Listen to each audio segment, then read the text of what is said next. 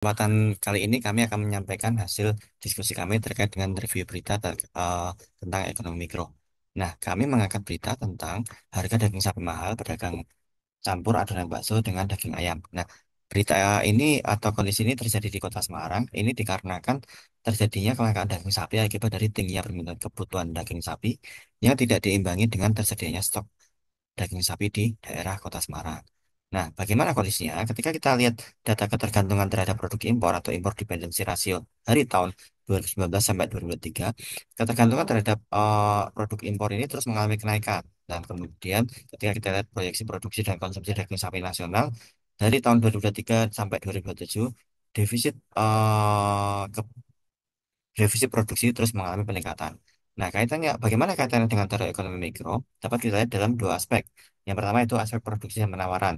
Yang pertama, tidak terpenuhinya produksi dalam negeri untuk memenuhi permintaan di dalam negeri.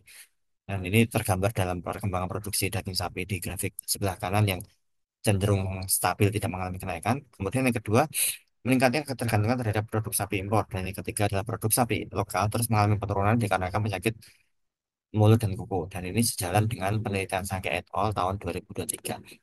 Nah, dalam kaitannya dengan teori penawaran, pada saat ketersediaan daging sapi tersebut dapat terpenuhi sesuai dengan permintaan, maka harga cenderung normal, terlihat dalam kurva S0. Namun, ketika stok barang tersebut tidak dapat terpenuhi sesuai dengan permintaan konsumen, maka harga daging sapi akan mengalami peningkatan yaitu dalam kurva S1. Nah, secara grafis dapat dinyatakan bahwa kurva penawaran bergeser ke kiri.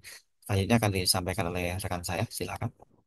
Pada aspek permintaan, yang pertama konsumsi rumah tangga terhadap daging sapi cenderung mengalami kenaikan setiap tahunnya. Yang kedua, permintaan yang tidak terpenuhi sehingga penggunaan barang substitusi sekaligus sebagai barang komplementer.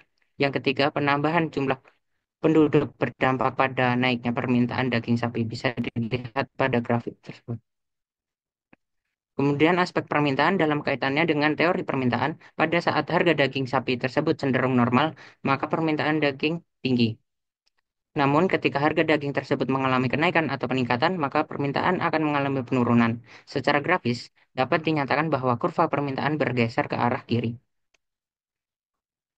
Kemudian, disequilibrium dapat kaitannya dengan teori keseimbangan pasar. Kondisi yang terjadi adalah terjadinya jumlah permintaan yang lebih tinggi dibandingkan jumlah barang yang ditawarkan, atau yang disebut excess demand. Sehingga, dengan peningkatan barang yang ditawarkan, produk daging dalam hal ini akan dapat mencapai titik optimal harga atau disebut equilibrium dengan jumlah barang yang diminta.